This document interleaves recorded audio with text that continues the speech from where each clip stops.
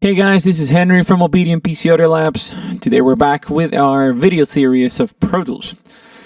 So, we're going to learn today a very, very important function regarding editing. And that is the use of fades in Pro Tools. Fades in Pro Tools, okay?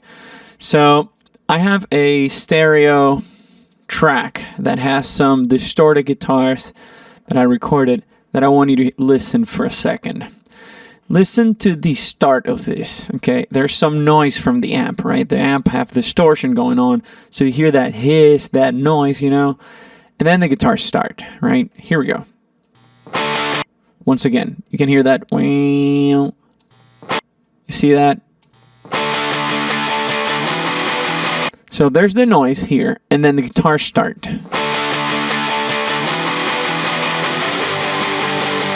Now listen to the end.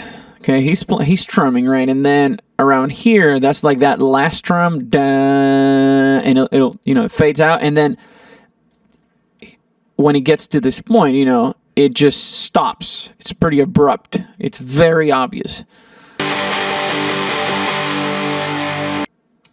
So that's not good, right? We don't want this to stop like that, and we don't want this noise from the start to happen. Not in our song, right? That's not going to sound very professional. So this is the place where fades are going to be extremely, extremely useful. And this is just one example, right? This is just distorted guitars, but this is something you want to do in your vocals, in your regular guitars, any area where there's no audio going on, or at least not intended, you might want to apply a fade, okay? So what is a fade? Well, a fade is a progressive raise or reduction of the level on that track, okay? So in this case, what we want to do is create a fade from, this space. So that noise either starts to get louder gradually, or we can simply trim that, and just this very, very tiny space, just fade that little space so it's not noticeable. So how do you do that? Well, very simple. You can simply, make sure that you're in your Smart Tool. Smart Tool is here. This horizontal line here, you click there, and that's your Smart Tool. So as soon as you're in their Smart Tool, you can simply go to the top left of the track, and if you see my mouse, my pointer, it changed to that little square there.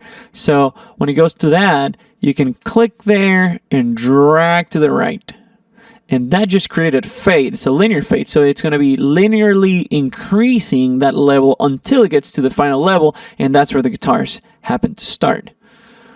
Now that's one way to do it.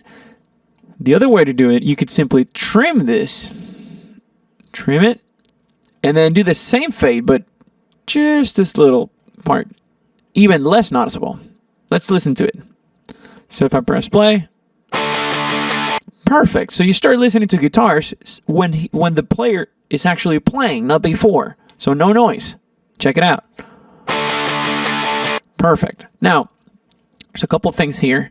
If you double click on that fade, the fade in window will open. This window lets you change the in shape from standard to the S curve to any of these geometrical forms or shapes. Like for example, that you can see it's more like a curve, right? You could also do, let's say that, very abrupt. You probably don't want that.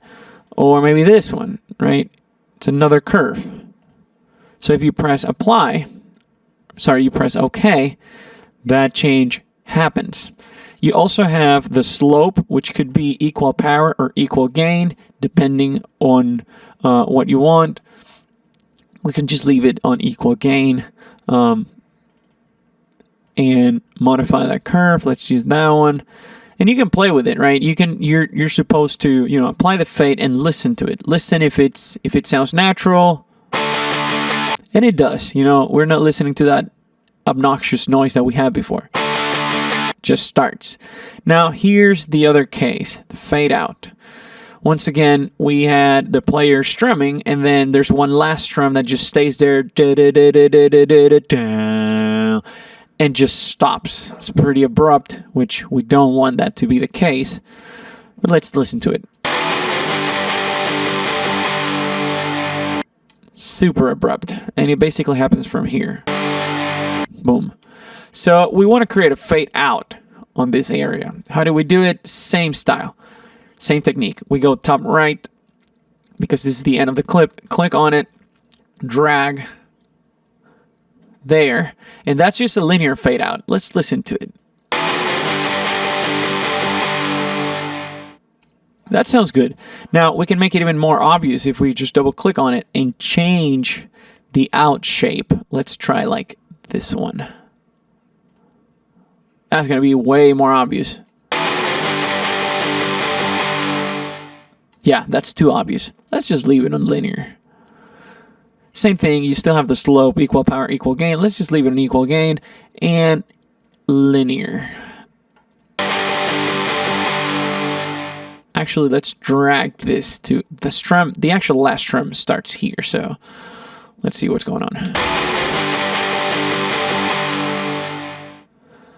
So that's your fade out and your fade in. So those are the fades in Pro Tools. Once again, you want to apply this technique on guitars, basses, drums, vocals. Pretty much every single audio track that you have, at some point you're gonna need to add some kind of fade in and fade out, just to get rid of whatever happens before or after the player stops playing the instrument. So those are the fades in Pro Tools. I hope this tutorial was helpful.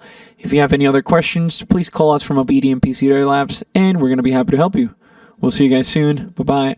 Want to learn how to produce music using this, or using that, or using all of these? Have you been watching videos, reading manuals, blogs, and trying to figure out everything that it takes to be a music producer? Do you have a bunch of music gear that you purchased and you still haven't made any music? Well, then you need OBEDIA, the world's only one-on-one digital audio training and tech support service. Check out the link below for a special new subscriber offer.